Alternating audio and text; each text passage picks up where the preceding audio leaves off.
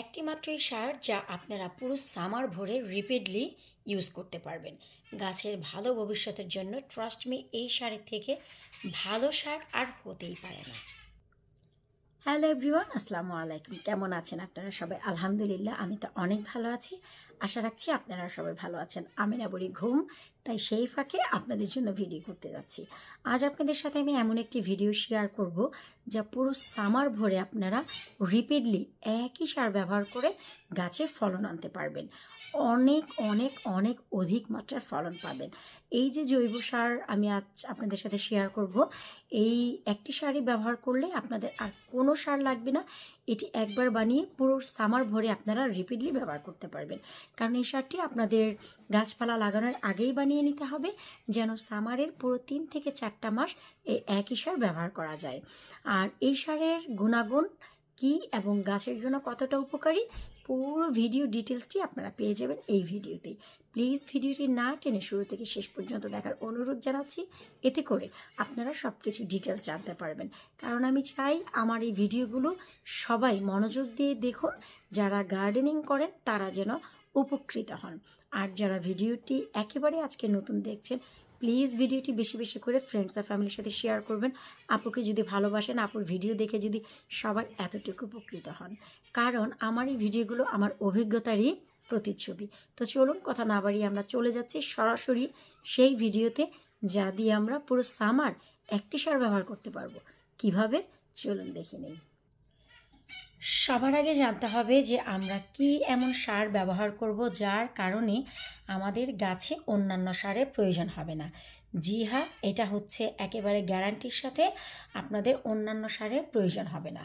আপনারা নিশ্চয়ই আমার চ্যানেলে অলরেডি ম্যাজিক সার দেখেছেন, যে আমি পেঁয়াজের খোসা দিয়ে ম্যাজিক সার বানিয়েছি। আর সেই পেঁয়াজের খোসার ভিতর কী আছে তার ডিটেলস আমি আপনাদের সাথে অলরেডি এক্সপ্লেন করেছি। আজ আর আমি পেঁয়াজের খোসার সেই ডিটেলস এক্সপ্লেন করব না, যেন ভিডিওটি ছোট থাকে। তাই আমি আপনাদের সাথে ছোট্ট করে ভিডিওটি শেয়ার করব, যেন এই ছোট্ট ভিডিওটিতে আপনারা ডিটেলস পেয়ে যান। একটি গাছ বানানোর জন্য প্রচুর পরিমাণে পটাশিয়াম দরকার, ম্যাগনেসিয়াম দরকার, ফসফরাস দরকার। কারণ ম্যাগনেসিয়াম, পটাশিয়াম এবং ক্যালসিয়ামও দরকার হয়।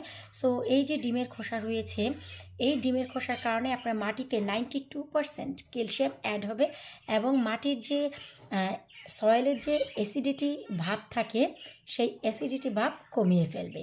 ডিমের খোসায় এত পরিমাণ ক্যালসিয়াম রয়েছে যা গাছের গোড়াকে অধিক মাত্রা শক্ত করবে।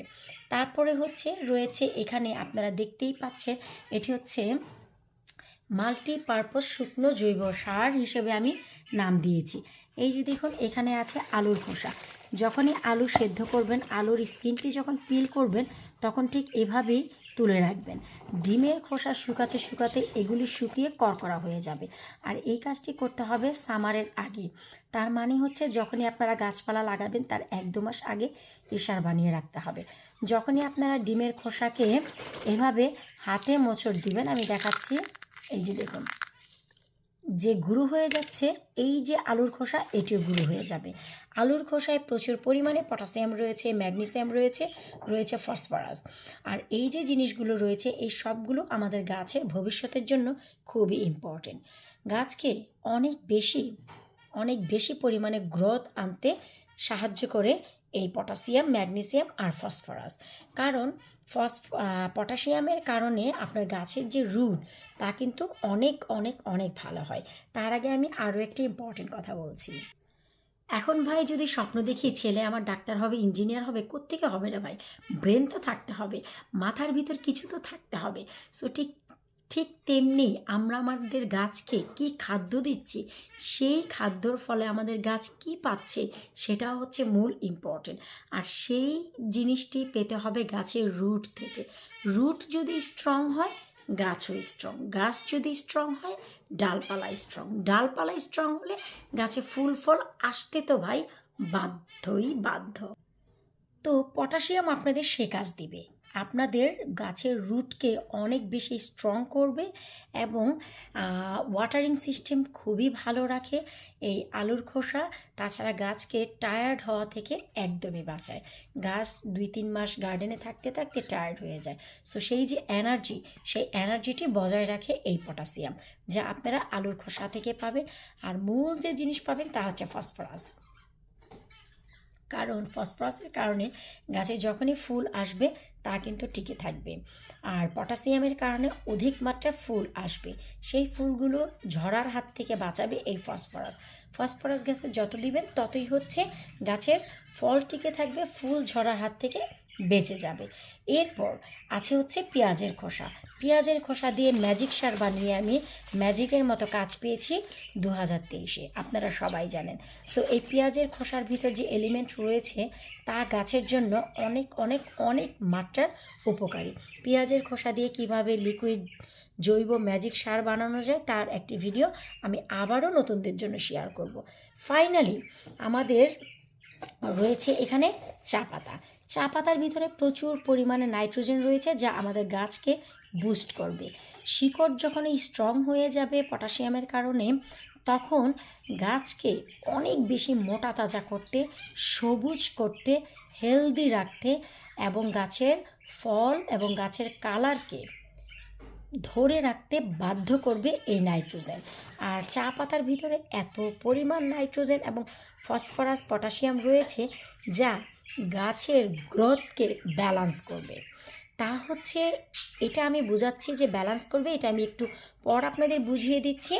আর এই যে জিনিসগুলো যখন ডিমের খোসা একেবারে শুকিয়ে যাবে, এই যে পেঁয়াজের খোসা অলরেডি শুকনো কিন্তু এগুলো একদম করকরা হয়ে যাবে, এই যে আলুর খোসা করকরা হয়ে যাবে, যখন সব কিছু হাত দিয়ে দমড়ে মুচড়ে ভেঙে ফেলতে পারবেন, তখনই হচ্ছে এই শুকনো চাটি মিশিয়ে আপনারা সার হিসেবে প্রতিটি গার্ডেনে যেখানে গাছ আছে সব ধরনের গাছের নিচে, টব বলুন, মেন গার্ডেনে বলুন, ছিটিয়ে দেবেন।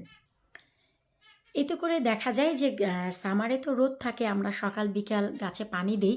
এই যে শুকনো জৈব সারটি পাওয়ার কারণে গাছটি স্লোলি, বাংলাদেশে যারা গাছ বানায় তারা কিন্তু জৈব সার না ব্যবহার করে রাসায়নিক সার ব্যবহার করে, যেমন কি টিএসপি সার, তারপরে হচ্ছে আরও অনেক ধরনের সার ব্যবহার করে। যেহেতু আমরা ব্যবহার করি না, সেই তো হয়তো বা আমরা অনেক কিছুই জানি না সঠিকভাবে।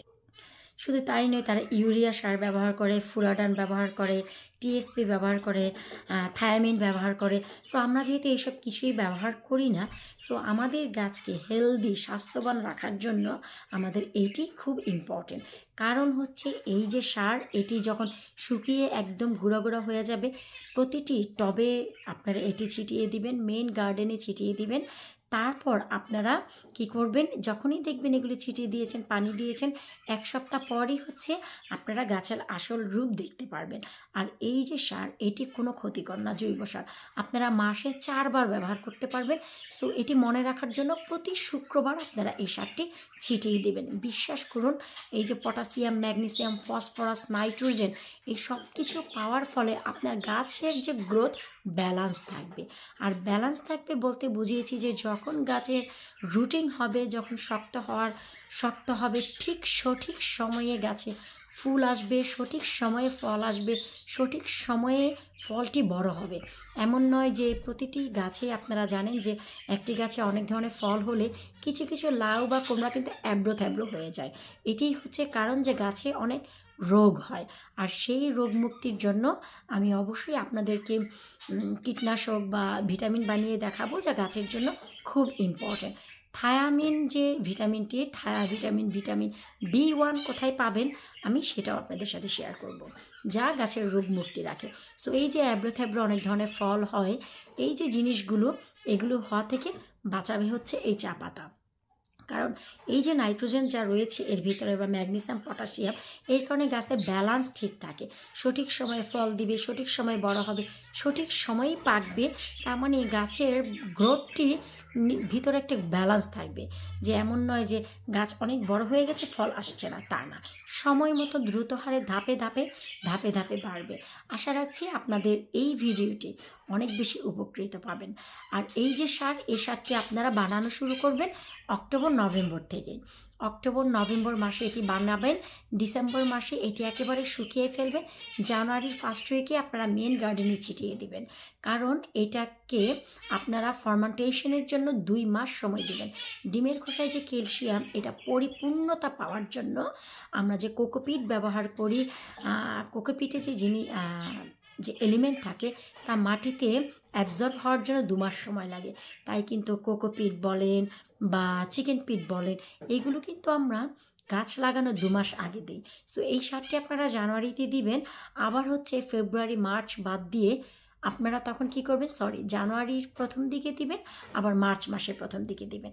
এতে করে আপনার পুরো মাটি উর্বর হয়ে যাবে ফসল ফলানোর জন্য। আর এপ্রিলের শেষের দিক থেকে বা মে মাসের প্রথম দিক থেকে যখনই আপনারা লাল শাক, ডাঁটা শাক দেওয়া শুরু করবেন, তার ফলন দেখবেন আর তারপর আমাকে বলবেন এর গুণাগুণ কী হয়েছে। আশা রাখছি আজকের এই ভিডিওটি আপনাদের ভালো লেগেছে। ভালো লাগলে প্লিজ যেতে যেতে ভিডিওটিতে একটি লাইক করতে একেবারেই ভুলবেন না। বিদায় নিচ্ছি আজকের মতো। পরবর্তী উপকারী ভিডিও নিয়ে আবারও হাজির হয়ে যাব। ততদিন আপনারা সবাই ভালো থাকুন, আমার পরিবারের জন্য দোয়া করুন। আল্লাহ হাফিজ।